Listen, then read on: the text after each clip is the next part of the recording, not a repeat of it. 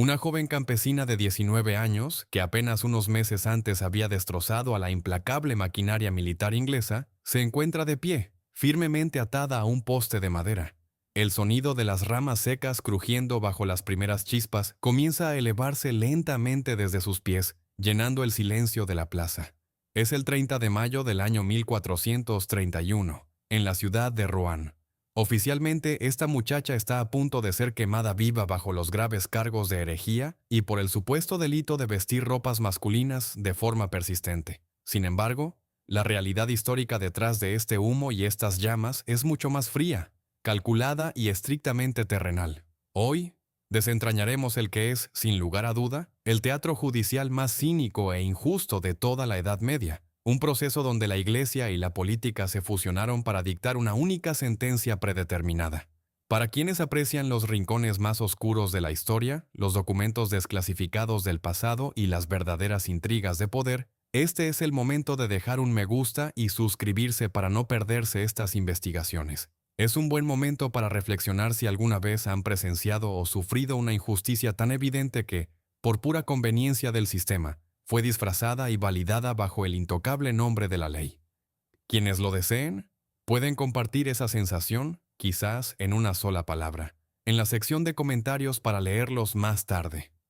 La historia oficial que los escribanos redactaron en aquellos días oscuros hablaba de 70 puntos de acusación, un número abrumador diseñado específicamente para aplastar cualquier intento de defensa y asustar a la opinión pública. La realidad, debatida tras las pesadas puertas de madera de los tribunales de Rouen, se redujo rápidamente a tan solo 12 artículos principales cuando la fragilidad de los argumentos iniciales se hizo evidente.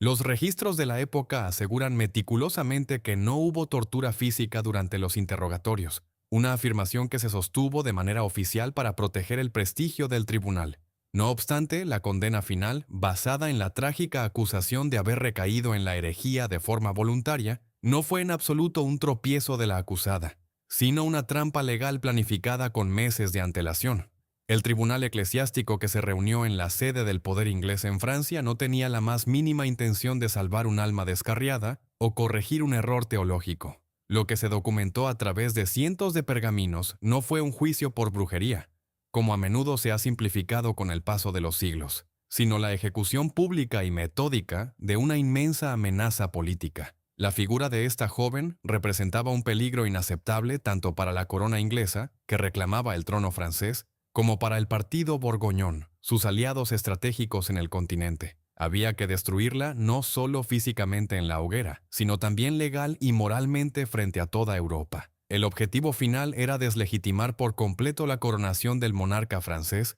un acto que ella misma había propiciado y que había cambiado el rumbo de la guerra. Para lograr este ambicioso fin político, se puso en marcha una maquinaria judicial sin precedentes, financiada de manera directa por las arcas militares y diseñada minuciosamente con un único veredicto posible desde mucho antes de que se formulara la primera pregunta en la sala del tribunal. El año 1429 marcó un punto de inflexión absoluto en la prolongada y devastadora serie de conflictos que hoy conocemos como la Guerra de los 100 años. El reino de Francia se encontraba fracturado. Con su territorio norte y su capital, París, bajo el firme control de la corona inglesa y sus poderosos aliados estratégicos, la facción de los borgoñones. El heredero legítimo al trono francés, el delfín Carlos VII, permanecía acorralado en el sur, dudando de su propia legitimidad y careciendo de los recursos militares y financieros para revertir la inminente derrota de su dinastía. Fue en este contexto de desesperanza política y colapso militar cuando una joven campesina de apenas 17 años, proveniente de la pequeña aldea oriental de Domremy, llegó a la corte de Chinon. Esta muchacha afirmaba escuchar voces de santos que le habían encomendado una misión innegociable: levantar el asedio de la ciudad estratégica de Orleans y llevar al delfín a la ciudad de Reims para su consagración oficial como rey. La aparición de esta joven en el frente militar cambió radicalmente la dinámica de poder en el continente europeo en cuestión de semanas. La ciudad de Orleans llevaba bajo un asfixiante cerco inglés desde octubre del año anterior, y su caída habría significado el colapso total de la resistencia francesa en el sur del río Loira. La joven llegó a las afueras de la ciudad a finales de abril de 1429, integrándose en un ejército desmoralizado que llevaba meses acumulando derrotas tácticas. Sorprendentemente, bajo su liderazgo inspiracional y su insistencia en una ofensiva directa, las fuerzas francesas lograron romper el asedio en tan solo 9 días. Los campamentos y fortalezas inglesas que rodeaban Orleans fueron tomados por asalto uno tras otro, obligando a los comandantes enemigos a ordenar una retirada precipitada a principios del mes de mayo. Esta victoria fulminante no fue un evento aislado, sino el catalizador de una campaña militar sumamente agresiva que desmanteló el control territorial inglés en el Valle del Loira. Durante el mes de junio de 1429, el ejército francés persiguió a las fuerzas enemigas en retirada, culminando en la decisiva batalla de Patay. En este enfrentamiento, la caballería francesa aniquiló al ejército de campo inglés, capturando a sus comandantes más experimentados y destruyendo el mito de la invencibilidad de los arqueros británicos. Con el camino militar despejado, la joven convenció a Carlos VII de emprender una marcha de más de 300 kilómetros a través de territorio controlado por el enemigo para llegar a la Catedral de Reims. Las ciudades fortificadas a lo largo de la ruta capitularon sin oponer resistencia, intimidadas por la repentina racha de victorias de las tropas francesas y por el aura mística que ya rodeaba a su líder. El 17 de julio de 1429, Carlos VII fue coronado rey de Francia en Reims, siguiendo la antigua tradición de los monarcas franceses. Este acto político, propiciado enteramente por las victorias de la joven campesina, asestó un golpe devastador a las aspiraciones inglesas. Hasta ese momento, los ingleses justificaban su ocupación basándose en tratados dinásticos, pero la consagración en Reims otorgó a Carlos VII una legitimidad sagrada a los ojos del pueblo y de la aristocracia europea. La joven se transformó instantáneamente en el símbolo máximo de la resistencia nacional francesa, una figura cuya sola presencia en el campo de batalla elevaba la moral de sus tropas y sembraba el terror entre sus adversarios. El alto mando inglés, liderado por el duque de Bedford y sus aliados borgoñones, comprendieron rápidamente la magnitud de esta nueva amenaza ideológica. Mientras ella viviera y su reputación permaneciera intacta, el mito de la misión divina que respaldaba a Carlos VII seguiría ganando adeptos y fracturando el control militar inglés en Francia. No bastaba convencerla en combate, era absolutamente necesario desacreditar la fuente de su poder, demostrando públicamente que sus victorias no provenían de la voluntad divina, sino de la herejía y el engaño. La guerra por el control de Francia dejó de ser un simple conflicto por territorios para convertirse en una encarnizada batalla por la narrativa religiosa y la legitimidad política. La oportunidad para neutralizar esta amenaza se presentó el 23 de mayo del año 1430, durante las operaciones militares alrededor de la ciudad de Compiègne. La joven lideraba una salida defensiva contra las tropas borgoñonas que asediaban la ciudad cuando su escuadrón fue superado en número y forzado a retroceder. En medio del caos de la escaramuza, el puente levadizo de la ciudad fue alzado prematuramente para proteger los muros, dejándola atrapada en el exterior junto a su guardia personal. Tras ser derribada de su caballo, fue rodeada y capturada por las fuerzas de Juan de Luxemburgo, un comandante aliado del duque de Borgoña, marcando el fin de su breve pero arrolladora carrera militar. Inmediatamente después de su captura, se inició un intenso y secreto proceso de negociaciones diplomáticas y financieras. La corona inglesa exigió la entrega de la prisionera, consciente de que no podían permitir que permaneciera simplemente como una cautiva de guerra en manos borgoñonas, con el riesgo de ser liberada mediante un intercambio de prisioneros. Curiosamente, los registros históricos de la época no muestran ningún intento documentado, ni ninguna oferta financiera formal, por parte del rey Carlos VII para rescatar a la mujer que le había entregado la corona de Francia. Abandonada por la corte a la que había servido, su destino quedó enteramente en manos de quienes veían en ella el mayor obstáculo para sus ambiciones imperiales. A finales de ese mismo año, el acuerdo se cerró oficialmente y la prisionera fue vendida a las autoridades inglesas por la colosal suma de 10.000 libras tornesas.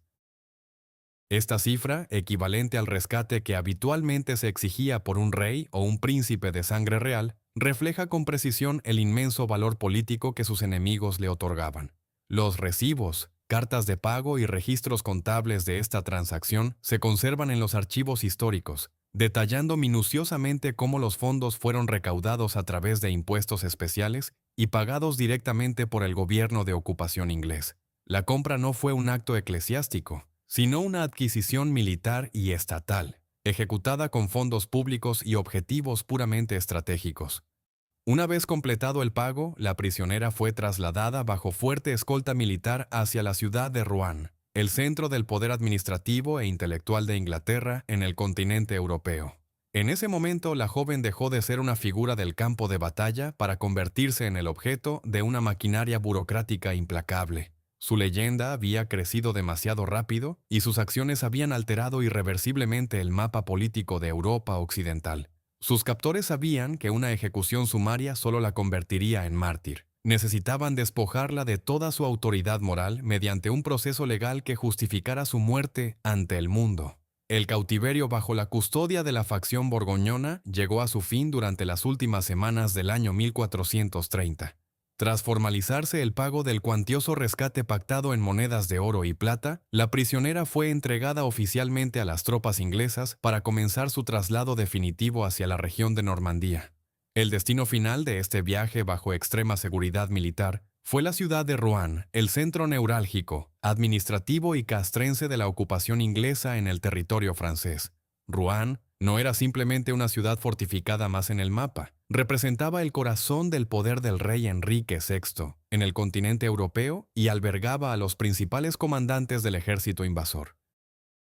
A su llegada, a finales del mes de diciembre, la joven no fue entregada de inmediato a las autoridades religiosas, a pesar de que los cargos que se preparaban meticulosamente en su contra eran de naturaleza estrictamente teológica. El regente inglés, Juan de Lancaster, duque de Bedford, tomó el control absoluto de la situación legal y militar desde el primer momento, actuando en nombre del joven monarca inglés.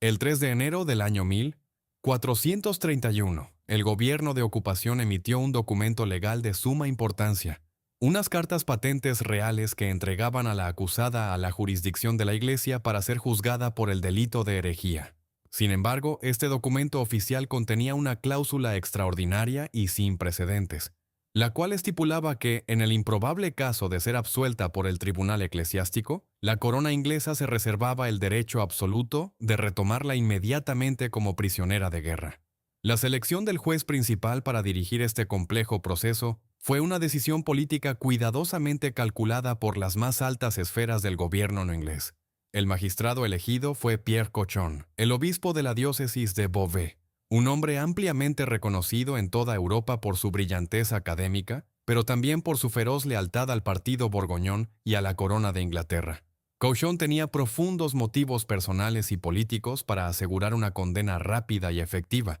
ya que apenas unos meses antes había sido obligado a huir apresuradamente de su propia sede episcopal en Beauvais debido al avance arrollador de las tropas francesas lideradas por la misma joven a la que ahora debía juzgar. Refugiado en Rouen y actuando como un alto consejero asalariado por el rey inglés, el obispo encontró en la dirección de este juicio la oportunidad perfecta para recuperar su mermado prestigio y avanzar decisivamente en su carrera eclesiástica. Los registros históricos y la correspondencia confidencial de la época revelan que la férrea disposición de Cochon para liderar este tribunal no fue un acto de celo religioso o defensa de la fe, sino una transacción impulsada por ambiciones terrenales muy concretas. El gobierno de ocupación le prometió formalmente y por escrito su total respaldo político y financiero para que obtuviera el codiciado arzobispado de Rouen, que en ese momento se encontraba vacante y era una de las sedes eclesiásticas más ricas e influyentes de toda Francia. Esta promesa de promoción directa constituía, en la estricta práctica legal, un soborno masivo y evidente que comprometía desde el primer día cualquier posibilidad de un veredicto justo o imparcial. A cambio de esta futura y lucrativa elevación, Cochon se transformó con diligencia en el principal arquitecto y ejecutor de una maquinaria judicial diseñada específicamente para lograr una sentencia de muerte irrefutable. Para otorgarle la necesaria autoridad legal sobre el caso, dado que la ciudad de Rouen no pertenecía a su jurisdicción diocesana original, Cochon necesitó obtener un permiso especial y extraordinario del cabildo local. Las autoridades eclesiásticas de Rouen concedieron este permiso territorial únicamente tras recibir una constante y fuerte presión por parte de los oficiales militares ingleses que controlaban férreamente la ciudad. Una vez establecido su poder jurisdiccional, el obispo procedió a organizar el tribunal sumario, intentando mantener en todo momento una estricta apariencia de legalidad inquisitorial para que el veredicto final fuera acatado y respetado por todas las cortes de la cristiandad. No obstante, la omnipresencia armada del ejército inglés desmentía constantemente esta calculada fachada de independencia judicial, ya que batallones enteros de soldados custodiaban las puertas de la sala del tribunal, los pasillos, y escoltaban a los magistrados hasta sus residencias. La interferencia directa y abrumadora del poder secular sobre las antiguas leyes de la Iglesia se hizo evidente de manera inmediata con las duras condiciones del encarcelamiento de la acusada. Según el derecho canónico vigente en la época, cualquier mujer sometida a un proceso formal por herejía o delitos contra la pureza de la fe debía permanecer recluida obligatoriamente en una prisión eclesiástica. Además, la ley eclesiástica exigía estrictamente que la prisionera estuviera bajo la vigilancia exclusiva de otras mujeres, generalmente monjas o mujeres de probada virtud, para garantizar su seguridad física y proteger su integridad moral durante el extenso proceso. Ignorando deliberada y flagrantemente estos mandatos legales innegociables, Cochon permitió que las autoridades militares inglesas encerraran a la joven en una celda oscura y fortificada dentro de la torre del castillo secular de Bouvroil. Dentro de esta imponente fortaleza militar, la prisionera quedó bajo la vigilancia constante y opresiva de guardias de infantería ingleses, hombres rudos y veteranos de guerra que no respondían de ninguna manera a la autoridad del obispo, sino a las órdenes directas del conde de Warwick, el implacable comandante de la guarnición. Esta decisión estratégica violaba frontalmente las normas más básicas de la Inquisición medieval, pero cumplía a la perfección un objetivo estratégico fundamental para la corona inglesa: evitar a toda costa que la valiosa prisionera pudiera escapar en la noche o ser rescatada sorpresivamente por un comando leal al rey francés. La rotunda negativa a trasladarla a una prisión de la Iglesia, a pesar de las repetidas quejas legales que la propia acusada presentaría más adelante durante los interrogatorios, demostró de manera contundente que el poder de decisión final residía en las espadas de los capitanes militares y no en los pergaminos de los magistrados eclesiásticos.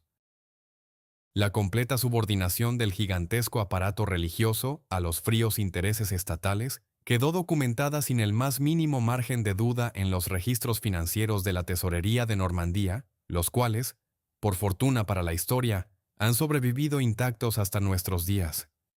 Estos voluminosos libros de contabilidad detallan meticulosamente, día por día, cómo el gobierno inglés asumió la totalidad de los inmensos costos generados por la organización y ejecución del proceso judicial.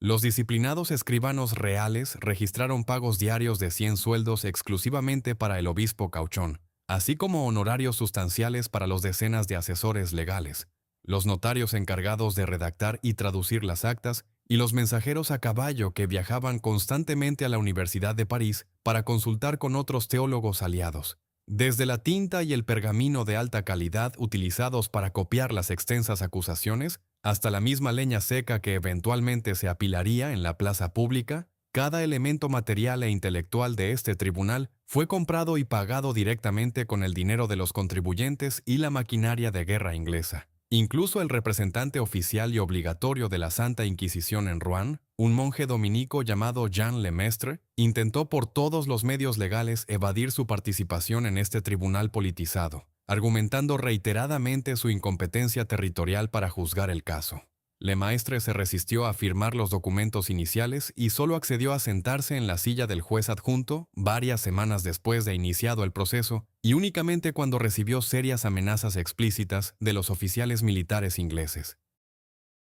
Además de las presiones locales, el inquisidor fue obligado a participar tras recibir órdenes directas e ineludibles de sus superiores jerárquicos radicados en París, quienes también operaban bajo el estricto control y financiamiento de la facción borgoñona. La coacción ejercida sobre el principal representante del Papa en la ciudad evidenció que nadie dentro de los muros de Rouen poseía la fuerza o la voluntad para detener el engranaje de este mecanismo destructivo. La culminación sistemática de estas largas preparaciones políticas, legales y financieras dejó el tenso escenario completamente listo para el inicio formal del juicio en las primeras semanas del año 1431. El Tribunal Extraordinario de Rouen se consolidó firmemente no como un espacio sagrado para la búsqueda teológica de la verdad divina, sino como una eficiente y letal extensión administrativa del esfuerzo bélico inglés en el continente. Se había construido a plena luz del día una trampa legal perfecta, blindada con grandes sumas de dinero estatal, dirigida por clérigos altamente instruidos pero profundamente ambiciosos, y protegida día y noche por los gruesos muros de una fortaleza militar inexpugnable. El objetivo fundamental estaba trazado con absoluta claridad en los despachos de Londres y Rouen.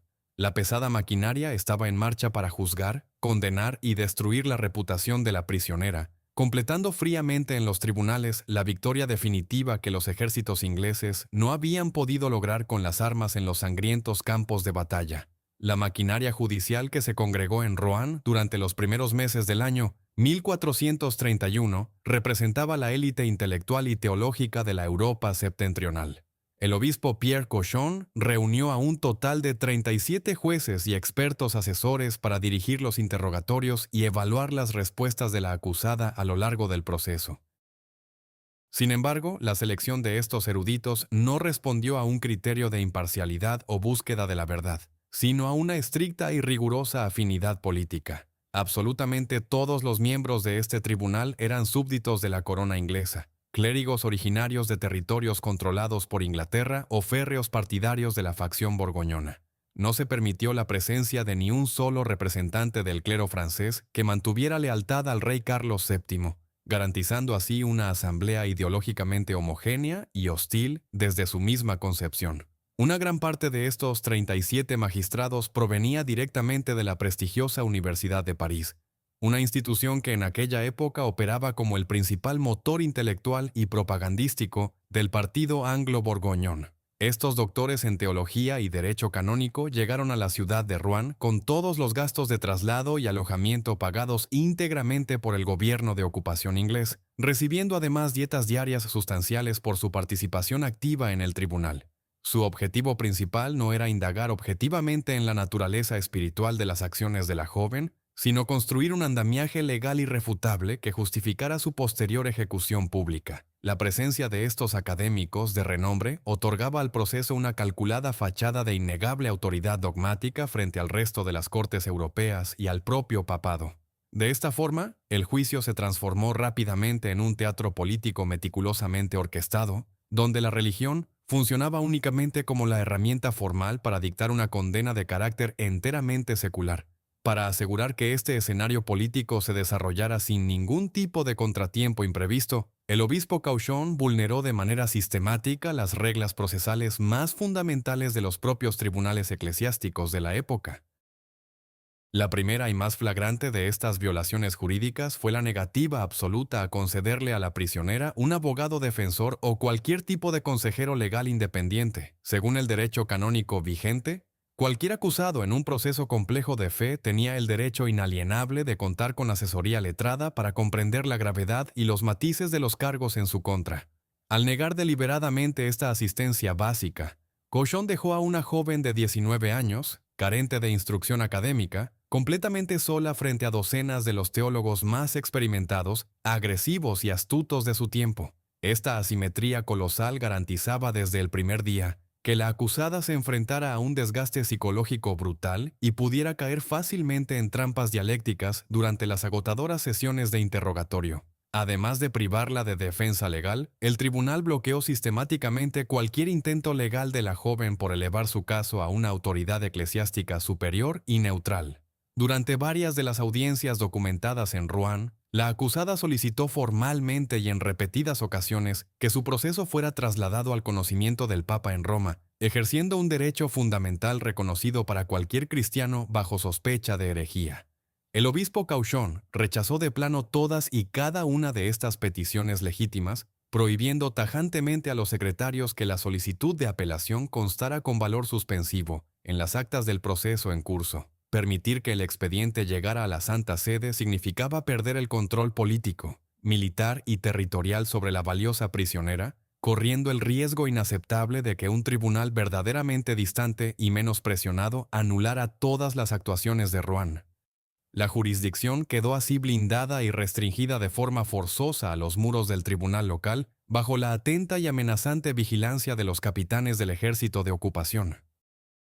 La manipulación directa de la evidencia y de los testimonios orales se llevó a cabo desde la misma mesa donde trabajaban los secretarios del tribunal. 3 notarios principales, entre ellos el meticuloso funcionario Guillaume Manchon, fueron los encargados oficiales de registrar por escrito las preguntas de los jueces y las respuestas textuales de la acusada a lo largo de las interminables sesiones. Los registros históricos y los testimonios jurados posteriores de estos mismos notarios revelan con claridad que recibían constantes presiones y órdenes directas de los jueces para transcribir prioritariamente las respuestas que resultaban perjudiciales o que podían ser interpretadas de manera incriminatoria. Las declaraciones que demostraban la profunda ortodoxia de la joven, o aquellas en las que lograba esquivar con aguda inteligencia las trampas lógicas de los inquisidores, eran a menudo omitidas o alteradas sutilmente en los borradores diarios. Posteriormente, estos apuntes fragmentados tomados apresuradamente en idioma francés eran traducidos al latín formal, un proceso de traducción durante el cual se modificaban y oscurecían los matices de sus palabras para agravar la percepción documental de su culpabilidad.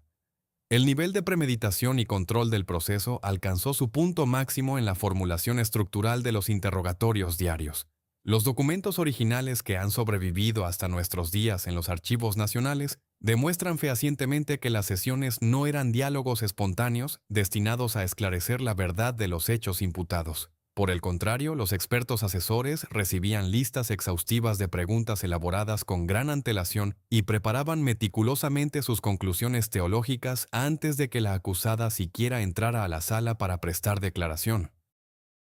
Este método de trabajo preconcebido aseguraba que, independientemente de la exactitud o la prudencia de lo que la joven respondiera, los doctores de París ya contaban con un dictamen redactado que catalogaba sus acciones previas como heréticas, escandalosas o contrarias a la fe. El tribunal funcionaba en la práctica como una cámara de validación burocrática, donde los magistrados simplemente ratificaban sus propias sentencias prefabricadas, utilizando la presencia física de la prisionera como un mero requisito procesal obligatorio. Toda esta compleja e irregular estructura procesal evidencia de forma concluyente que no existió un verdadero juicio, destinado a sopesar pruebas para separar la inocencia de la culpa, sino la fría ejecución administrativa de una decisión de Estado tomada con meses de antelación. La sentencia de muerte estaba virtualmente dictada en las oficinas del alto mando inglés mucho antes del 21 de febrero del año 1431, fecha en la que se celebró con gran pompa la primera sesión pública de interrogatorios. Cada citación oficial, cada extensa lectura de cargos en latín y cada supuesta deliberación a puerta cerrada de los magistrados cumplía una única y vital función estratégica: dotar de un denso barniz de inobjetable legalidad eclesiástica a un asesinato político de primer orden. Las autoridades civiles y militares necesitaban imperiosamente un veredicto definitivo de herejía para destruir el peligroso aura de invencibilidad divina de su enemiga, y el tribunal encabezado por Cauchon les proporcionó la maquinaria institucional perfecta para obtenerlo de manera expedita. Gracias a la obsesiva y burocrática necesidad del propio tribunal por documentar cada pequeño paso para justificar su dura actuación ante el resto del mundo, poseemos hoy en día un registro excepcionalmente exhaustivo de todas estas graves irregularidades. Esta vasta y detallada cantidad de actas notariales, recibos de pago gubernamentales y correspondencia oficial entre clérigos y militares ha permitido a los investigadores modernos reconstruir y analizar el implacable engranaje de esta condena con una precisión histórica asombrosa. Por esta sólida base factual, los académicos y especialistas contemporáneos definen de manera unánime y categórica este caso como el asesinato judicial más profunda y meticulosamente documentado de toda la Edad Media. Las voluminosas transcripciones oficiales de Rouen, lejos de probar de forma creíble la herejía de la joven condenada, se han convertido con el paso de los siglos en la prueba documental más irrefutable de la corrupción, el cinismo institucional y la absoluta falta de escrúpulos de un sistema legal subordinado en su totalidad a los intereses de la guerra. El proceso legal instruido contra la joven prisionera se estructuró en sus fases iniciales de manera deliberadamente abrumadora y exhaustiva. El fiscal principal del tribunal, un clérigo sumamente estricto llamado Jean d'Estivet,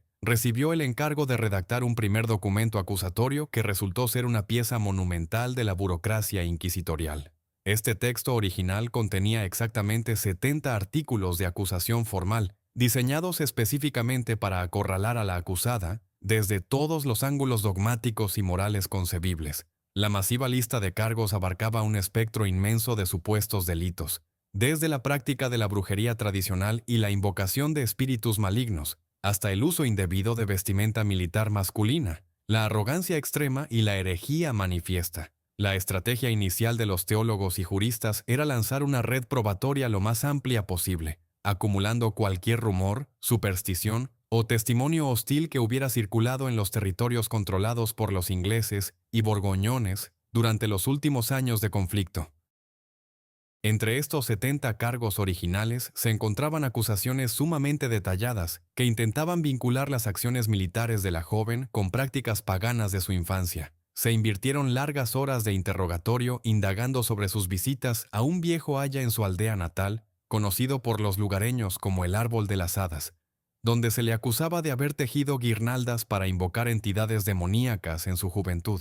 También se documentaron formalmente testimonios que afirmaban que su famosa espada había sido descubierta detrás del altar de una iglesia mediante artes oscuras, y que sus estandartes militares estaban consagrados con magia negra para aterrorizar a las tropas inglesas. El objetivo primordial de este denso primer borrador era crear un retrato oficial de absoluta depravación moral e influencia diabólica, que justificara cualquier medida extrema ante la opinión pública y acallara los rumores sobre su santidad. Sin embargo, el obispo Pierre Cochon y los teólogos más pragmáticos y experimentados de la Universidad de París comprendieron rápidamente que esta estrategia de saturación presentaba un riesgo jurídico inaceptable a largo plazo. Un documento acusatorio fundamentado en 70 puntos, muchos de los cuales se basaban en rumores locales fácilmente refutables o en contradicciones lógicas evidentes, constituía una base legal sumamente frágil y vulnerable. Si la condena a muerte se apoyaba en este texto tan extenso y heterogéneo,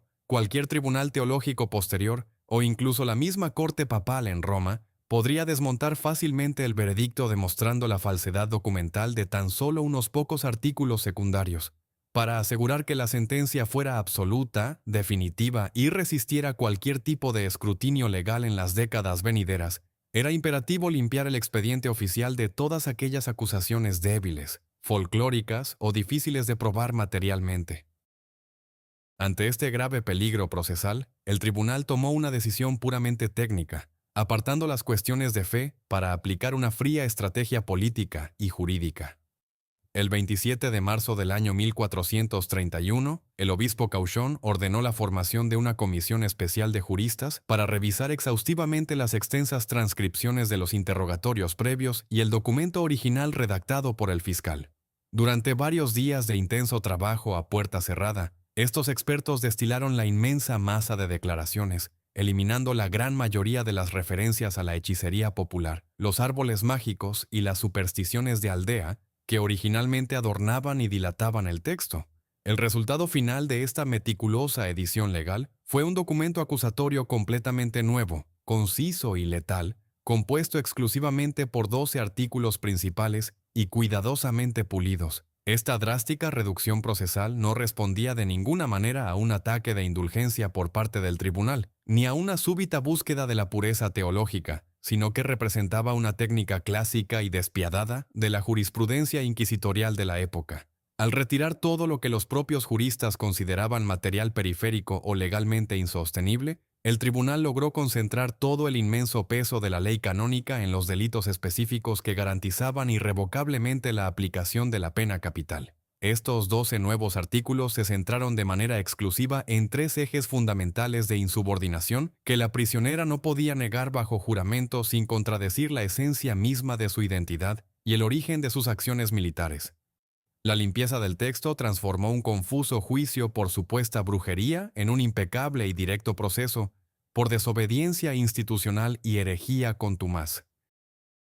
El primero de estos ejes letales atacaba directamente su insistencia inquebrantable en afirmar que las voces y apariciones que experimentaba provenían directamente de Dios y de los santos reconocidos. El segundo eje, que constituía el núcleo del debate dogmático y la trampa más sofisticada de todo el proceso legal, se enfocaba en su rotunda negativa a someter sus acciones a la autoridad de la Iglesia militante. Los doctores de París establecían una estricta diferencia legal entre la Iglesia triunfante, que reside en el cielo, y la Iglesia militante, representada en la tierra por el Papa, los obispos y, crucialmente, el propio Tribunal de Rouen. Al afirmar repetidamente en las actas que solo respondía ante Dios y no ante el juicio de los eclesiásticos presentes, los jueces obtuvieron la prueba documental perfecta de su rebeldía contra la autoridad de la Iglesia terrestre. El tercer eje central, y visualmente el más poderoso y escandaloso para la estricta sociedad de la época medieval,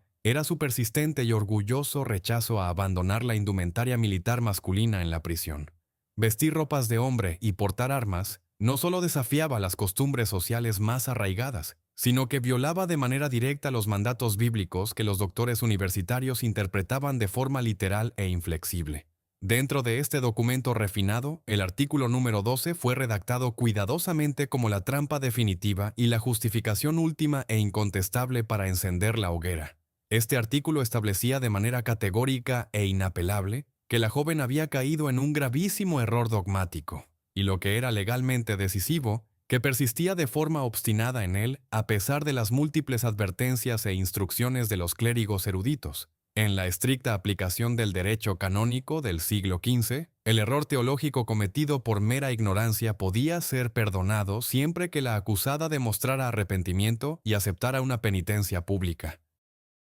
No obstante, la obstinación consciente y documentada en ese error, la negativa a someterse al juicio de los superiores eclesiásticos, constituía la verdadera y letal esencia de la herejía condenable con la muerte. Al estructurar el documento acusatorio de esta forma tan precisa, los experimentados jueces se aseguraron de que la simple lealtad de la acusada hacia sus propias convicciones y su misión militar equivaliera automáticamente a una firma irrefutable en su propia sentencia de ejecución. La transición burocrática de 70 a 12 acusaciones representó el momento exacto en el que el aparato judicial inglés y borgoñón logró transformar un tenso interrogatorio político en un impecable silogismo legal, donde el final en la plaza pública estaba perfectamente garantizado por la cuidadosa selección de las palabras. Mientras los eruditos y asesores teológicos debatían y refinaban los intrincados matices legales de los 12 artículos definitivos, la realidad cotidiana de la prisionera transcurría en un entorno diseñado metódicamente para aniquilar su resistencia mental y física.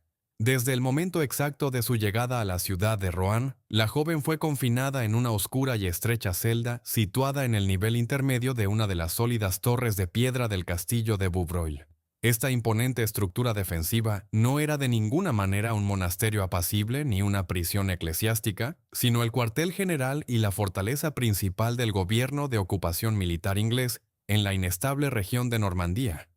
La decisión estratégica de mantenerla recluida en una instalación militar secular representaba una violación flagrante y sumamente calculada de las antiguas leyes de la Inquisición medieval. Dichas leyes exigían de forma estricta que las mujeres acusadas de graves delitos de fe fueran custodiadas en recintos de la iglesia y vigiladas de manera exclusiva por otras mujeres o monjas de conducta intachable. En lugar de acatar el derecho canónico, el tribunal eclesiástico delegó el control absoluto de su entorno a las más altas autoridades militares inglesas, subordinando las reglas de la fe a los imperativos de seguridad bélica. Las condiciones materiales de este duro confinamiento se establecieron desde el primer instante con una severidad implacable, buscando quebrar la moral de la acusada antes de que tuviera la oportunidad de pronunciar una sola palabra de defensa ante los magistrados. La prisionera permanecía encadenada de forma ininterrumpida las 24 horas del día, con pesados grilletes de hierro forjado aferrados permanentemente a sus tobillos lastimados. Durante las frías noches, una gruesa cadena adicional la ataba firmemente a un sólido tronco de madera incrustado junto a su simple lecho de paja, impidiendo por completo cualquier movimiento brusco o intento de levantarse sin asistencia directa. Esta inmovilización mecánica no solo le causaba profundos dolores musculares y llagas constantes por el roce crónico del metal oxidado contra la piel, sino que la despojaba de la más mínima dignidad física. El rigor extremo de estas ataduras se justificaba oficialmente ante los pocos eclesiásticos visitantes como una medida de contención absolutamente obligatoria, basándose en los audaces antecedentes que la propia cautiva había acumulado durante los meses previos a su traslado definitivo a Rouen. El temor obsesivo de la burocracia inglesa a una posible fuga sorpresiva no carecía de sólidos fundamentos históricos, puesto que la joven líder militar había intentado escapar de sus prisiones en 2 ocasiones distintas durante su cautiverio inicial bajo la custodia de la facción borgoñona. El intento más dramático, temerario y bien documentado tuvo lugar en la fortaleza del castillo de Beaurevoir.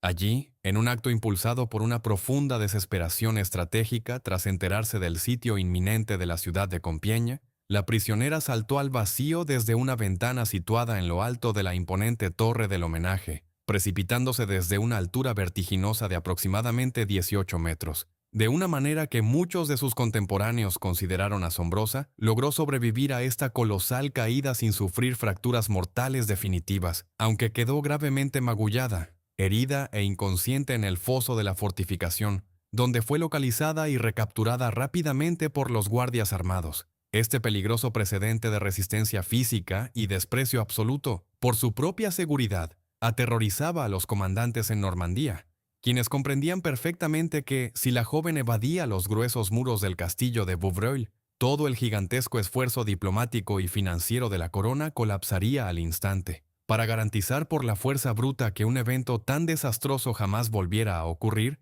el influyente conde de Warwick ordenó la presencia permanente e invasiva de 5 soldados ingleses dentro de la misma celda de la prisión, compartiendo el estrecho espacio de día y de noche. Estos guardias armados, veteranos curtidos en las sangrientas campañas militares del continente, no tenían la más mínima instrucción de respetar el pudor personal o el silencio monástico que se esperaba teóricamente en el transcurso de un proceso eclesiástico. Por el contrario, los registros notariales y los testimonios jurados posteriores de los propios clérigos confirman que estos rudos hombres de armas la sometían a un torrente incesante de insultos, burlas sumamente obscenas y promesas agresivas de violencia brutal. La joven se veía forzada a intentar dormir y existir bajo la mirada llena de odio de sus enemigos mortales, sin gozar de un solo minuto de privacidad real durante los extensos meses que duró el agotador proceso judicial. Su tenaz insistencia en mantener en todo momento su gruesa indumentaria militar masculina, atando meticulosamente sus pesadas prendas con decenas de cordones y nudos complejos, constituía su única y desesperada línea de defensa física contra el riesgo inminente de sufrir agresiones extremas por parte de sus propios custodios. A pesar de la intimidación y la violencia latente que saturaban el aire de la celda, las altas esferas del tribunal tomaron la firme decisión legal de no someter a la acusada a sesiones convencionales de tormento físico, que pudieran dejar marcas visibles o quebrar su cuerpo de una manera irreversible. El experimentado obispo Cauchon sabía perfectamente que una confesión oficial arrancada mediante el desmembramiento, el fuego o el derramamiento de sangre en un calabozo perdería gran parte de su inmenso valor propagandístico y casi con total seguridad generaría repulsión pública hacia el tribunal en las cortes de toda Europa. Sin embargo, esta calculada contención física no impidió en lo absoluto que el tribunal empleara el terror psicológico más extremo como una herramienta formal de coerción procesal. El 9 de mayo del año 1431, en un esfuerzo metódico por doblegar de una vez por todas su espíritu, ante la persistente negativa a confesar sus supuestos delitos, los magistrados ordenaron que la joven fuera escoltada bajo fuertes medidas de seguridad a las frías y oscuras profundidades de la cámara de los tormentos del castillo. Allí, bajo la luz titilante de las antorchas, le explicaron minuciosamente el funcionamiento de los terribles instrumentos de hierro y le presentaron a los verdugos profesionales, prometiéndole oficialmente un interrogatorio violento y sin piedad, si no accedía, a modificar de inmediato sus testimonios desafiantes. Ante la lúgubre y amenazante exhibición de potros de tortura y tensas poleas, la prisionera de 19 años mantuvo una frialdad y una compostura asombrosas frente a los funcionarios del Estado. Declaró de forma sosegada y tajante ante los notarios que tomaban apuntes que, incluso si procedían a arrancarle las extremidades de su cuerpo, no alteraría ni una sola de las declaraciones que ya había prestado. Añadió con una aguda brillantez jurídica que, si el intenso dolor físico lograba forzarla a decir algo distinto para detener el sufrimiento, Luego afirmaría sin dudar que el tribunal eclesiástico se lo había arrancado todo de manera ilegítima y por la fuerza. Al toparse con esta barrera intelectual impenetrable que invalidaba de antemano el valor de cualquier confesión manchada de sangre, los jueces se retiraron frustrados, resolviendo por votación formal unos días más tarde que la tortura no aportaría ningún beneficio real al extenso expediente judicial. Los psicólogos modernos e historiadores especializados, que analizan detalladamente las agotadoras condiciones de este encierro, definen el trato sistemático que recibió la acusada mediante un término clínico muy concreto: la tortura blanca. Este sofisticado método de destrucción se fundamenta en la privación prolongada del sueño, el aislamiento absoluto de cualquier entorno compasivo y el terror ininterrumpido a una condena letal, logrando desmantelar por completo la voluntad de una persona de forma casi invisible, sin la necesidad de propinarle un solo golpe físico que deje rastros comprometedores para el escrutinio de la posteridad. Durante un extenuante periodo de 9 semanas, que se extendió desde finales del mes de febrero hasta los primeros días del mes de mayo del año 1431, la sala del Tribunal de Rouen se convirtió en el escenario de un choque intelectual y psicológico sin precedentes en la historia judicial europea. Por un lado, se sentaban de manera imponente docenas de los teólogos, lógicos, juristas y clérigos más brillantes y experimentados de la influyente Universidad de París, hombres que habían dedicado décadas enteras al estudio riguroso de las Sagradas Escrituras y del complejo derecho canónico. Por el otro lado, enfrentándose sola a esta formidable asamblea erudita, se encontraba una prisionera de apenas 19 años de edad, una campesina analfabeta que carecía por completo de cualquier tipo de instrucción académica formal. El objetivo principal de estas agotadoras sesiones diarias, que frecuentemente se prolongaban desde las primeras luces de la mañana hasta bien entrada la fría tarde normanda, era acorralar de forma metódica a la acusada mediante intrincadas trampas dialécticas y aparentes contradicciones teológicas. Los inquisidores al servicio de la corona inglesa albergaban la firme esperanza de que, sometida a la inmensa y constante presión del agotamiento físico y el terror psicológico, la joven se derrumbara rápidamente y terminara admitiendo ser un simple instrumento de fuerzas oscuras o una vulgar impostora política. Sin embargo, los minuciosos registros notariales que, contra todo pronóstico, sobrevivieron intactos al proceso revelan una realidad histórica diametralmente opuesta a los deseos de sus captores. Día tras día, la acusada respondió sistemáticamente a las ráfagas de preguntas con una precisión milimétrica, una agudeza asombrosa y un profundo sentido común que desarmaron en repetidas ocasiones a sus ilustres y veteranos interrogadores. El tribunal funcionaba en un ambiente de constante intimidación verbal. Los magistrados interrumpían continuamente a la prisionera, le gritaban objeciones, saltaban abruptamente de un tema a otro sin permitirle terminar sus pensamientos y formulaban preguntas complejas de manera simultánea para provocar su confusión mental.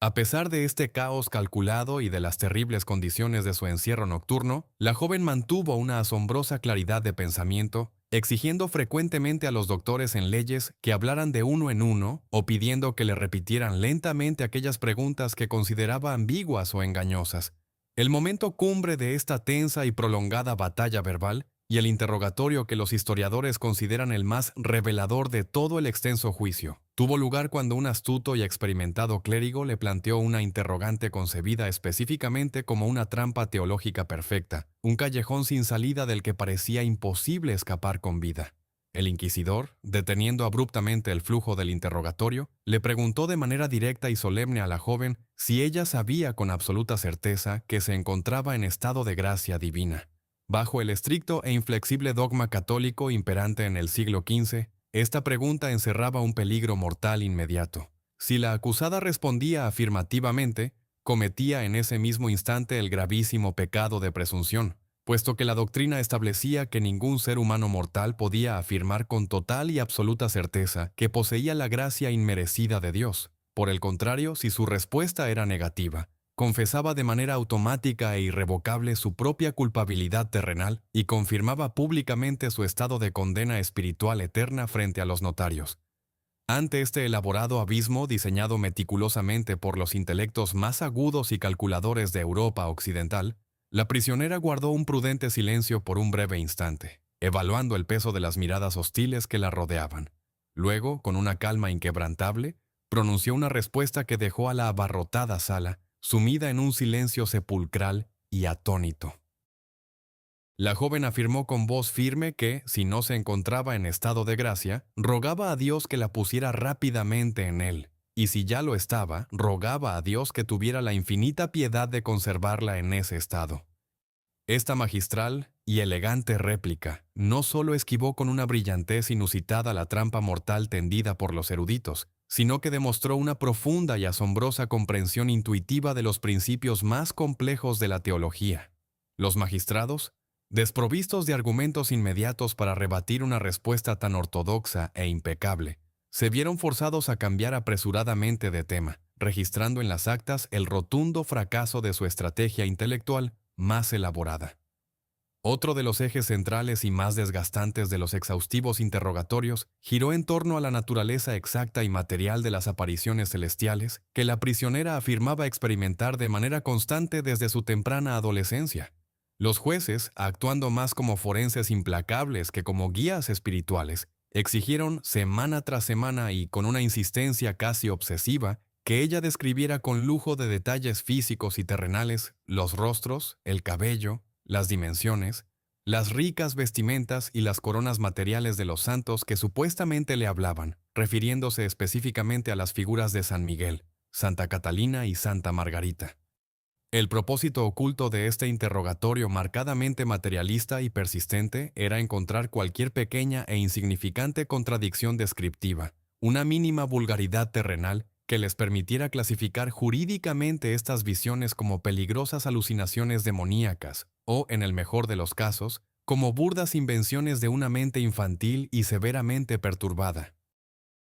Percibiendo con total claridad la perversa intención del tribunal de profanar y rebajar lo que para ella constituía el núcleo sagrado de su existencia y la justificación innegable de su campaña militar, la prisionera se negó de forma rotunda, constante y categórica a proporcionar las exactas descripciones físicas que los clérigos le exigían bajo severo juramento. Declaró con firmeza que se negaba absolutamente a revelar esos detalles íntimos y sagrados a sus enemigos jurados, precisamente para evitar que las figuras celestiales fueran objeto de burla, manipulación y escarnio público por parte de las autoridades civiles y eclesiásticas de la ocupación inglesa. Esta negativa estratégica y sostenida, aunque enfureció visiblemente al obispo Cauchon y a sus acólitos más cercanos, protegió eficazmente la pureza inmaterial de su relato fundacional y evitó que los notarios oficiales registraran en sus enormes libros material descriptivo que pudiera ser fácilmente ridiculizado y destruido en los sermones propagandísticos de la facción borgoñona.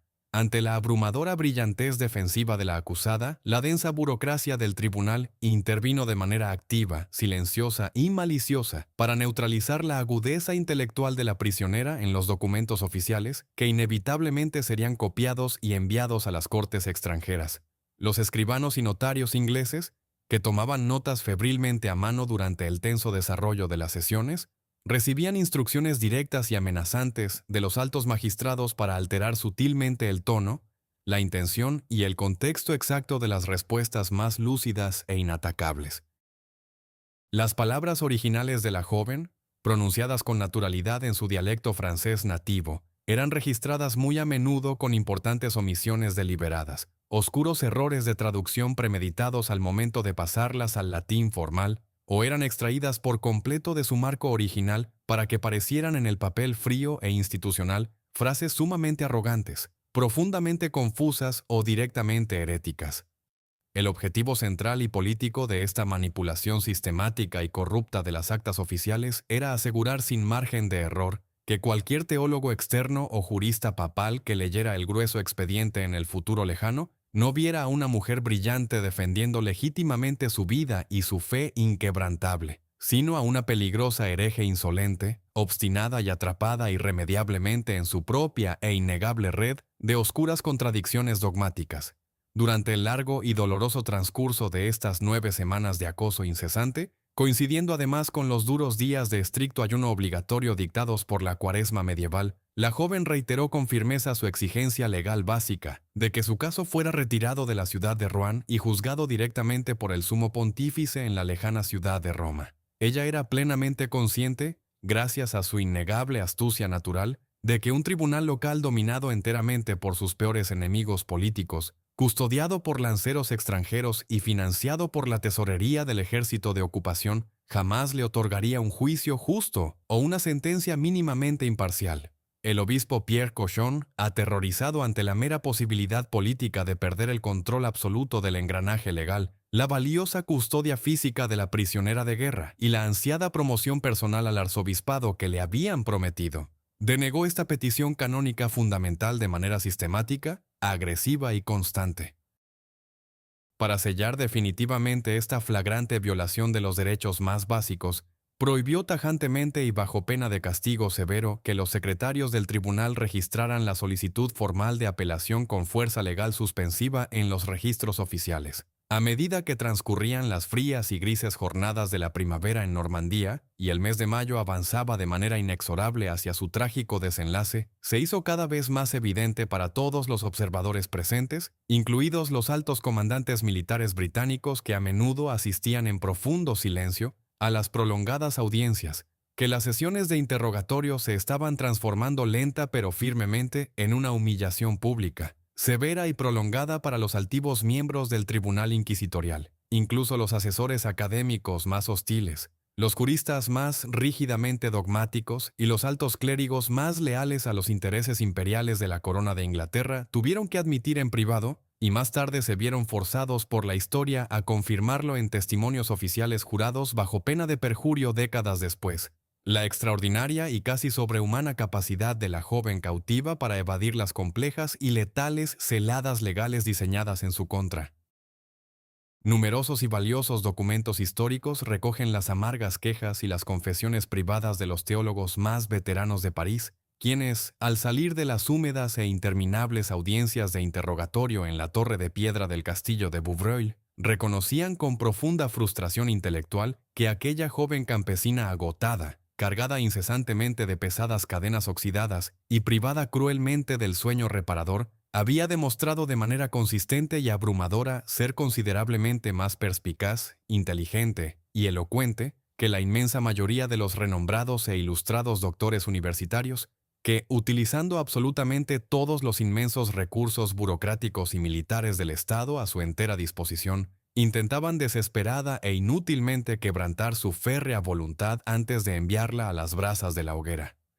El 24 de mayo del año 1431, el Tribunal Eclesiástico orquestó una elaborada puesta en escena pública que marcaría el inicio del acto final de este complejo proceso judicial. La acusada fue trasladada desde su oscura celda en el castillo hasta el cementerio de la abadía de Saint-Ouen, un espacio abierto donde se habían erigido dos grandes plataformas de madera. En una de estas estructuras elevadas se acomodaron el obispo Pierre Cochon, los cardenales invitados, los comandantes militares ingleses y los más ilustres doctores de la Universidad de París. En la otra plataforma, visible para la inmensa multitud de ciudadanos que había sido convocada obligatoriamente para presenciar el evento, colocaron a la joven prisionera junto a un afamado predicador llamado Guillaume Erard. A pocos metros de distancia, a la vista directa de la acusada, el verdugo oficial de la ciudad esperaba de pie junto a una carreta llena de leña seca, listo para encender la hoguera ese mismo día si no se producía una sumisión inmediata y pública. Bajo la amenaza física y abrumadora del fuego inminente, el predicador Erard pronunció un largo y agresivo sermón en el que condenaba duramente las acciones de la joven y atacaba de manera directa la legitimidad del rey Carlos VII. Tras esta intensa presión psicológica, los oficiales del tribunal le presentaron a la prisionera un breve documento redactado en idioma francés, exigiéndole que lo firmara al instante para salvar su vida. La acusada, que provenía de una familia campesina y no sabía leer ni escribir, se encontraba exhausta tras meses de privación de sueño y aterrorizada por la proximidad de las llamas. Los clérigos le leyeron rápidamente una fórmula de abjuración en la que supuestamente renunciaba a sus visiones, admitía haber mentido sobre sus voces divinas y se comprometía a someterse por completo a la autoridad de la Iglesia terrestre. Rodeada de gritos hostiles de la multitud y presionada incesantemente por los magistrados que la rodeaban, la joven cedió ante el pánico del momento y trazó una temblorosa cruz sobre el pergamino,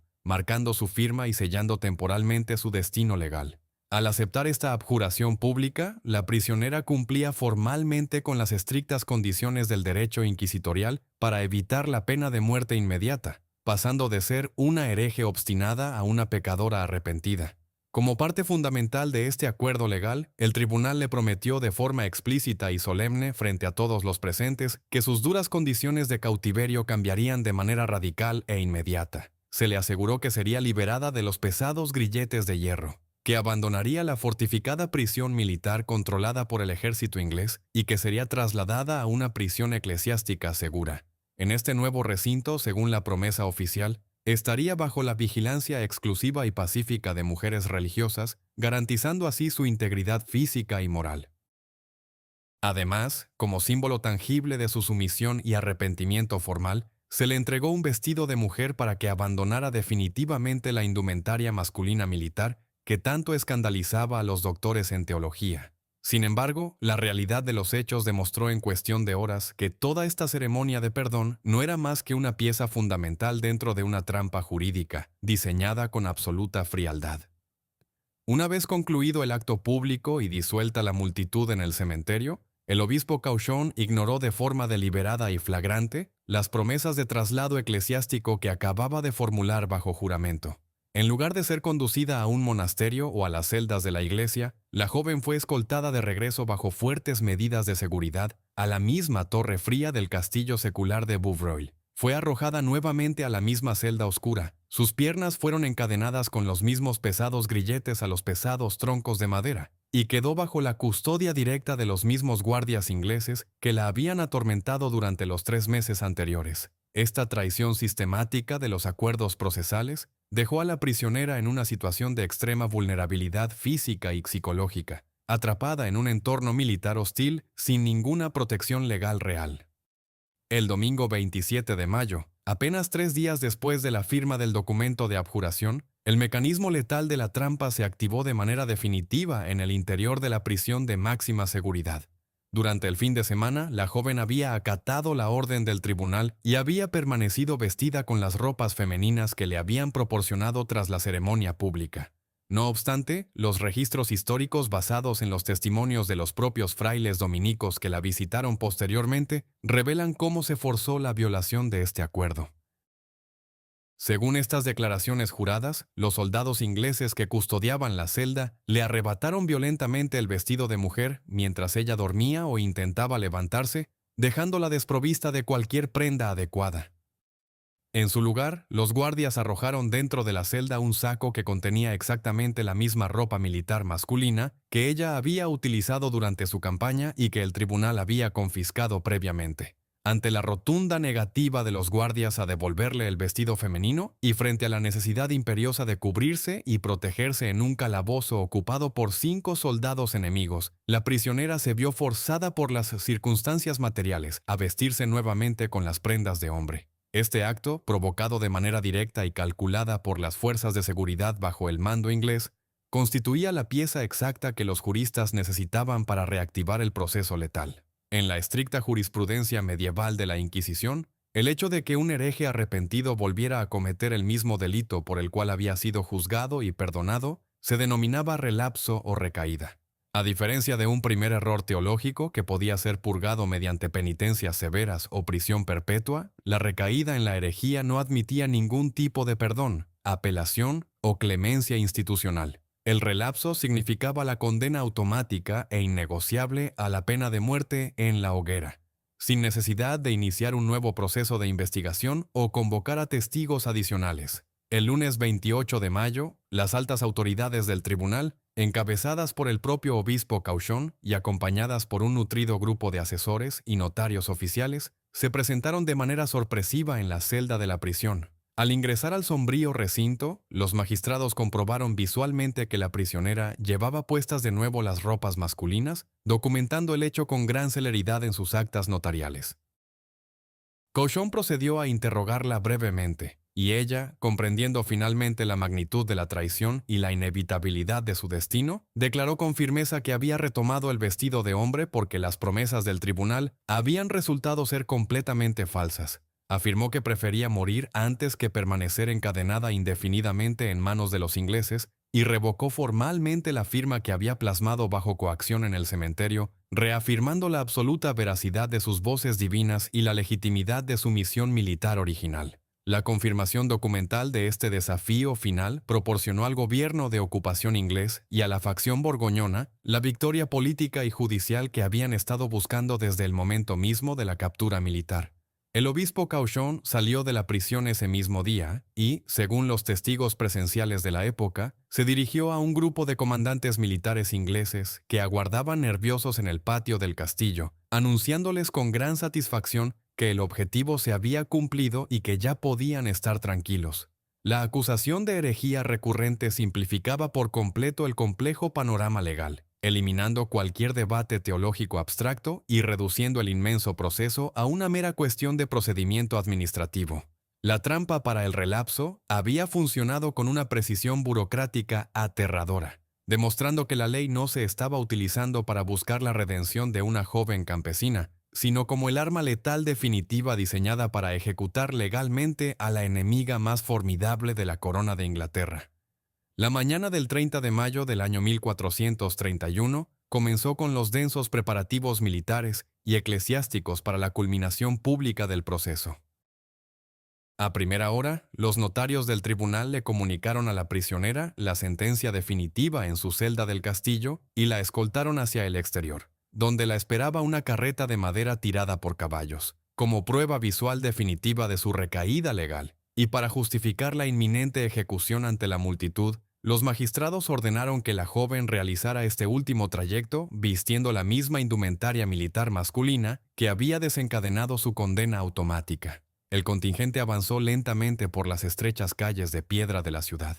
fuertemente custodiado por una escolta inusualmente grande compuesta por 800 soldados ingleses armados con hachas y espadas, evidenciando el profundo temor de las autoridades a un motín popular de última hora. El destino final de esta sombría marcha procesal era la amplia plaza del viejo mercado de Rouen, el principal centro cívico y comercial de la capital normanda. En el centro exacto de la plaza, los ingenieros militares y los carpinteros de la ciudad habían levantado 3 inmensas plataformas de madera durante la noche anterior. La primera estructura estaba reservada para las máximas autoridades políticas eclesiásticas, albergando al obispo Pierre Cochon, al cardenal de Winchester y a los principales comandantes del ejército de ocupación. La segunda plataforma funcionaba como un escenario para que la condenada escuchara en silencio el último y extenso sermón teológico, un requisito burocrático destinado a legitimar el veredicto ante los miles de ciudadanos congregados forzosamente en el perímetro. La tercera estructura era la hoguera propiamente dicha,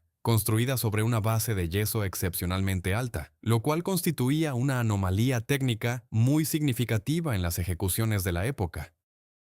Esta elevación inusual fue diseñada con el propósito específico de impedir que el verdugo pudiera acercarse lo suficiente para estrangular a la víctima antes de que las llamas la alcanzaran, una práctica común de clemencia que el tribunal prohibió rotundamente para garantizar el máximo rigor del castigo.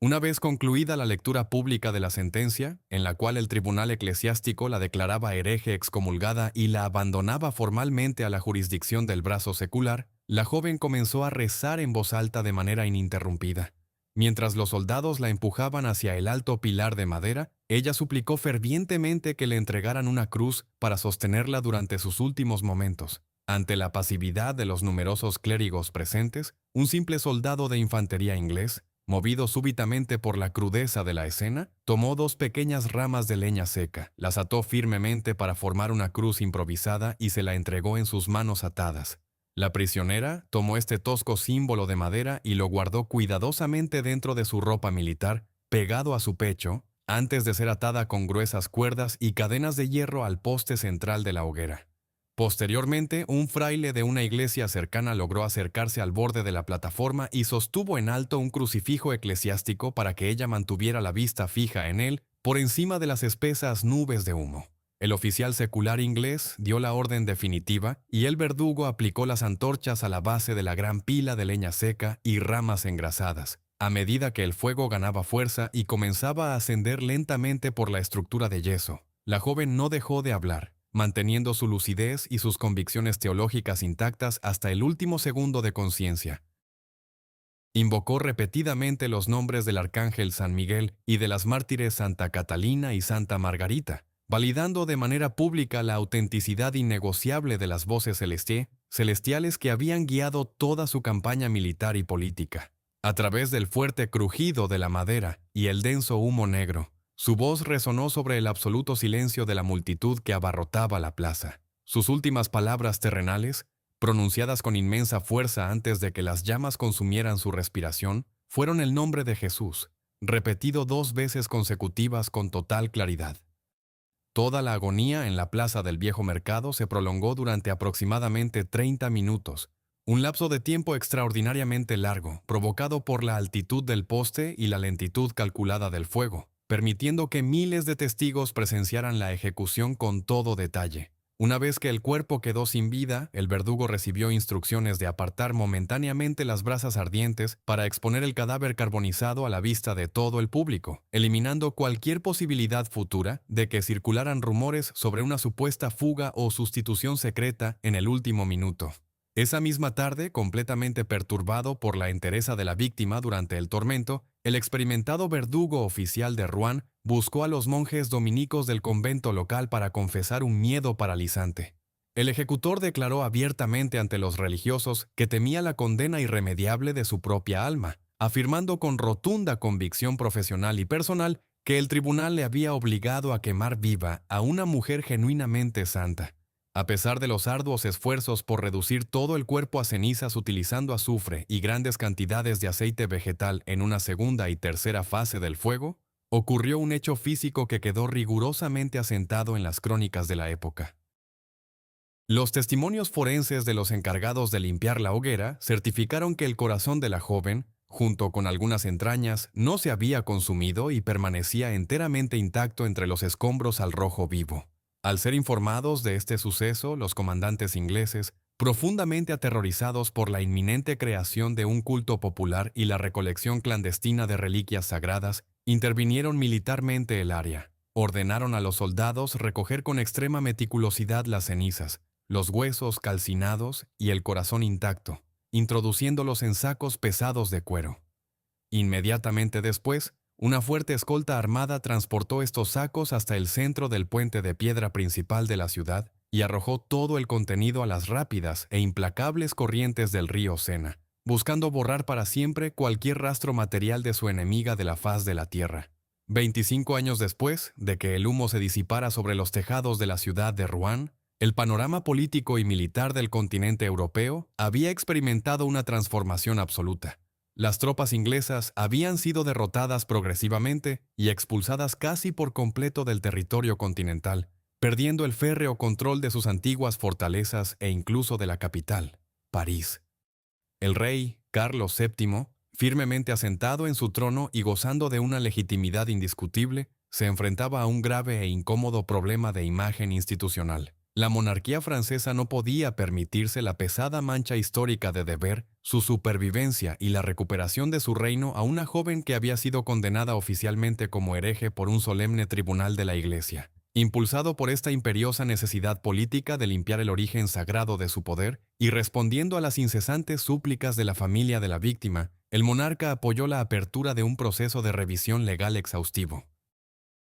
En el año 1456, bajo la autorización directa y formal del Papa Calixto III, se inauguró un nuevo tribunal eclesiástico, conocido en los registros de la época como el juicio de nulidad o rehabilitación. Este nuevo y minucioso proceso legal comenzó de manera profundamente solemne cuando la anciana madre de la joven, acompañada por los 2 hermanos sobrevivientes de la familia, se presentó en persona ante las autoridades papales en la ciudad de París, exigiendo la apertura de los archivos para limpiar el honor de su linaje. A lo largo de varios meses de investigación constante, los delegados pontificios localizaron e interrogaron bajo estricto juramento a más de 115 testigos presenciales de los fatídicos eventos originales. Comparecieron ante los jueces antiguos compañeros de armas, habitantes de su pequeña aldea natal, e incluso varios de los notarios y eruditos teológicos que habían participado directamente en el oscuro tribunal normando. Hombres de leyes,